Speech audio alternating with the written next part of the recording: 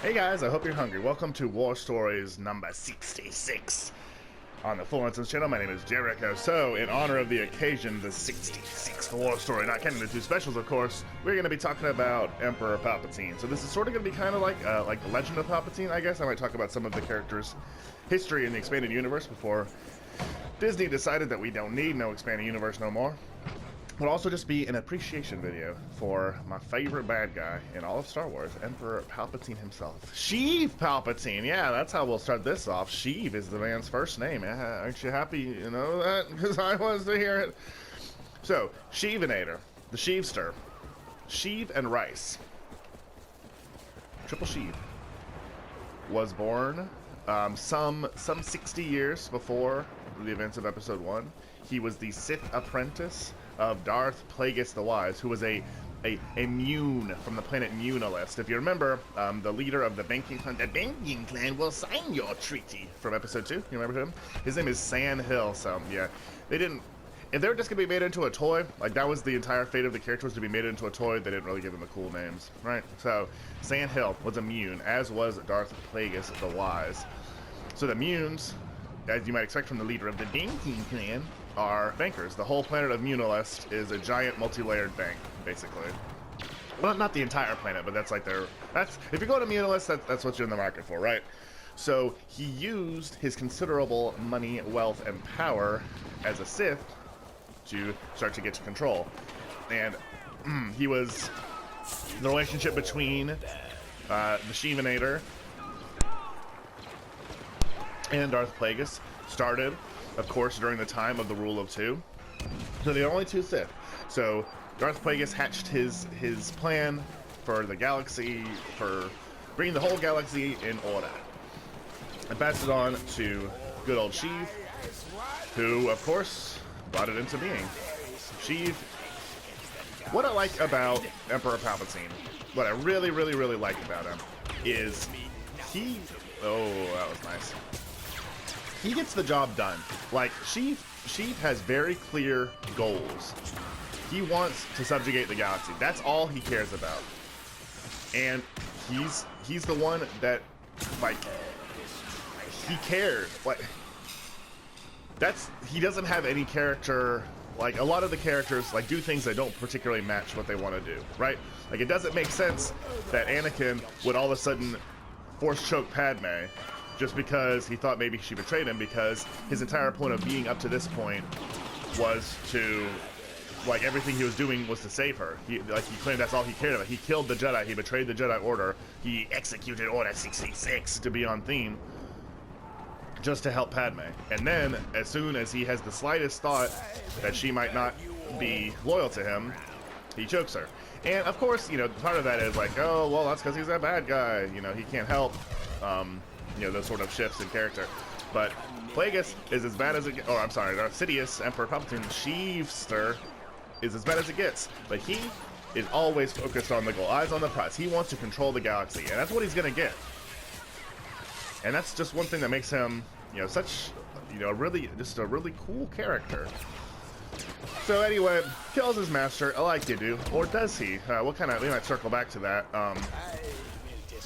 You know, he goes through his own apprentices. He has Darth Tyrannus. He turns, you know, an ancient, I mean, not ancient, but, you know, an older Jedi, a Jedi statesman, if you will.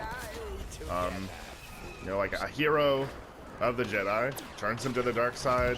He exposes, you know, the lies of the Jedi Order. A lot of the same things that he would later say to Anakin worked on Dooku. You know, he appealed to Dooku's sense of right, you know, and how the Jedi were so far from that.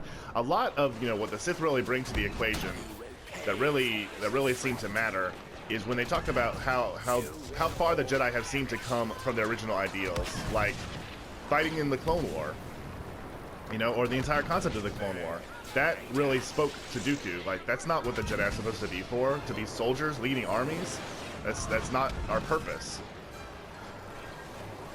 So it was good. So that was, you know, so he has Dooku. He has Darth Maul, of course, before that. That was just the weapon of the Sith. There are lots of people that say that Darth Maul was never a true Sith, that he was only only just like it was just as he wielded, Palpatine wielded the Maul just like someone would wield a lightsaber, right? That he never truly cared about his fate. That all that really mattered was using him against the Jedi. And, you know, maybe that's true. I kind of like that interpretation because, again, Sheev doesn't care about Darth Maul's feelings. Sheev doesn't care about Darth Maul as a person. He doesn't care if he lives or dies. He cares about subjugating the galaxy. Subjugating was the word I was looking for earlier when I was stumbling, so I don't know if you're proud of me, but you should be proud. If you're proud, hit that like button. So you got Dooku.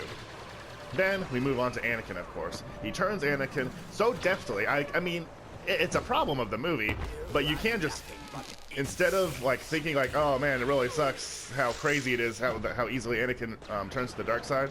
You could always just say like, well, maybe Palpatine's just that good. I mean, this is the man that takes over. Like I mean, in the Senate, he says, how about you guys give me way more power than I need, and I'm just gonna keep it, and then I'll give it back, you know, when y'all are ready. I mean, imagine that happening, like, in the modern day world. I mean, it's scary to think that it might, but still, just one person with the charisma and the power and the vision, you know, to bring an entire galaxy under his heel. She's the man, right?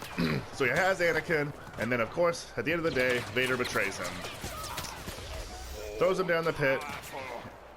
He underestimated love. He underestimated the power of the light side. The single light that's all that's needed to keep the darkness away. Because that's always the thing, right? Darkness is so enveloping and so everywhere, but all you need is the tiniest little flicker of light to keep it at bay. So that's how Sheev was defeated, mostly. In the expanded universe, it was a long-held, like, just like Chewie's death we talked about in the Chewbacca Legends. Like, when I say long-held, I mean every book talks about. Well, not, I mean, you know what I mean. Like, you just know, just like in the movie, like something that happened in the movies. Like, okay, in Episode 5, Han got put in carbon freeze, right? That's just what happened. Chewbacca died from the Yuuzhan Vong attack. That's just what happened. It's an important thing that everybody knows about. Emperor Palpatine having a secret cloning facility. And this was written long before Episode 2 when clones became, in the real, like, the movie, I mean, the expanded universe used to be real canon, but you know what I mean, like, the really official, nobody could question it, like, canon, was that Emperor Palpatine had a clone facility. And there are many expanded universe books that entail a clone emperor trying to take power back. So Sheev's reign did not necessarily end with being thrown down the pit, and interestingly, Lucas has had often said, I mean, this was years ago, of course, but if he did revisit and go ahead and make 7, 8, 9 himself, that was a plan he really wanted to go through, is that there being clones of Emperor Palpatine.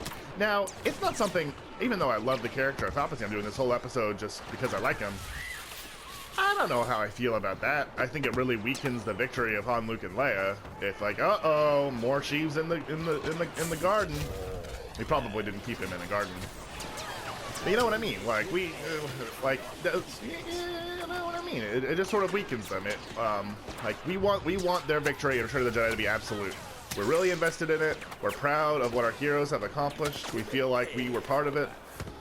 So it does suck if he's just gonna come popping back up, but it's a little bit funny. So the one sort of dangling plot thread we've left in our little discussion is, did Palpatine kill Darth Plagueis? So this has been a theory for a while, not my original theory. Don't know whose original theory, because a lot of people have had it. I did, of course, think about it, but yeah, I'm not gonna take credit where it's not due.